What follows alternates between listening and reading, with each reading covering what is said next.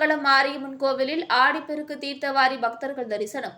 மயிலாடுதுறை மாவட்டம் தரங்கம்பாடி தாலுகா பொறையார் அருகே உள்ள ஒழுகை மங்கலத்தில் அமைந்துள்ள மிகவும் பிரசித்தி பெற்ற அருள்மிகு ஸ்ரீதலா தேவி மாரியம்மன் கோவிலில் இன்று ஆடிப்பெருக்கு ஒட்டி தீர்த்தவாரி சிறப்பாக நடைபெற்றது.